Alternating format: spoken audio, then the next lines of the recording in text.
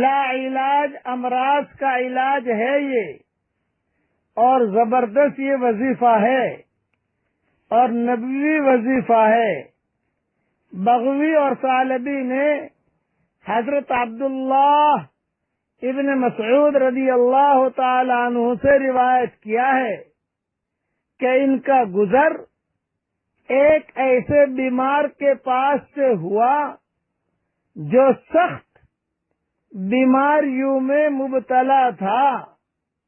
حضرت عبداللہ ابن مسعود رضی اللہ تعالی عنہ نے اس کے کان میں سورہ مومنون کی درج ذیل آیتیں پڑھی، وہ اسی وقت اچھا ہو گیا۔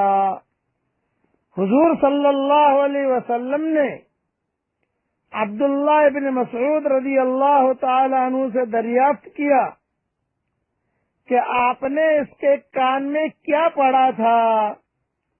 تو عبداللہ ابن مسعود رضی اللہ تعالی عنہ نے عرض کیا، یہ آیتیں پڑھی تھی، یہ آیتیں امیجز بن کر آپ کے پاس پہنچ جائے گی انشاءاللہ، اور میں آپ کو پڑھا بھی دیتا ہوں تھوڑی دیر میں۔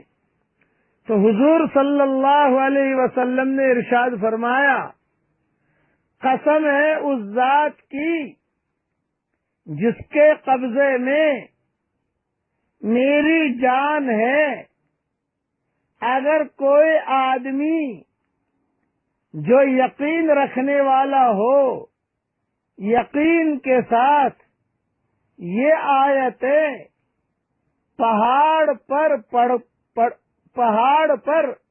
اگر پڑھ دے گا تو پہاڑ بھی اپنی جگہ سے ہٹ سکتا ہے۔ یہ ساری چیزیں بکھرے موتی جلدوم صفحہ 64 پر ہے، اور اوپر کی کتابوں میں قرطبی، مظہری اور معارف القرآن میں بھی یہ چیزیں موجود ہیں۔ اب وہ آیتیں میرے ساتھ آپ پڑھ لیجئے۔ افحسبتم انما خلقناکم عبثا وانکم الینا لا ترجعون فتعالى الله الملك الحق لا إله إلا هو رب العرش الكريم ومن يدعو مع الله إلها آخر لا برهان له به فإنما حسابه عند ربه إنه لا يفلح الكافرون وقل رب اغفر وارحم وأنت خير الراحمين۔ کوئی بھی بیمار ہو اس کے کان میں، دونوں کانوں میں یہ آیتیں پڑھ دیجیے آپ، اور اس پر دم کر دیجیے۔ اللہ کی ذات سے امید ہے کہ فائدہ ہوگا۔ اور یہ میں نے یہی آیتیں مومن کے ہتھیار میں بھی لکھ دی ہے، 26 صورتیں میں بھی لکھ دی ہے، وہاں پر بھی مل جائے گی، اور امیجز بن کے بھی آ جائے گا انشاءاللہ، تو محفوظ رہے گا آپ کے موبائلوں میں، تو آپ اس کو پڑھتے بھی رہنا، یاد بھی کر لینا۔ اب پڑھیے میرے ساتھ۔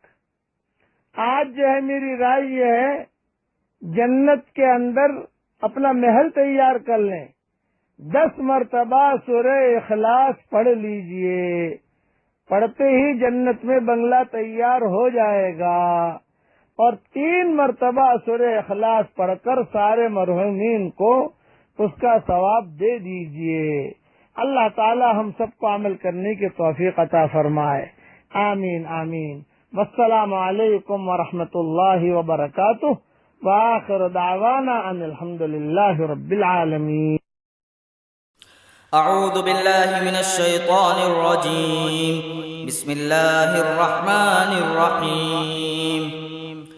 أفحسبتم أنما خلقناكم عبثا وأنكم إلينا لا ترجعون فتعالى الله الملك الحق لا إله إلا هو رب العرش الكريم ومن يدع مع الله إلها آخر لا برهان له به فإنما حسابه عند ربه ومن يدع مع الله إلها آخر لا برهان له به فإنما حسابه عند ربه إنه لا يفلح الكافرون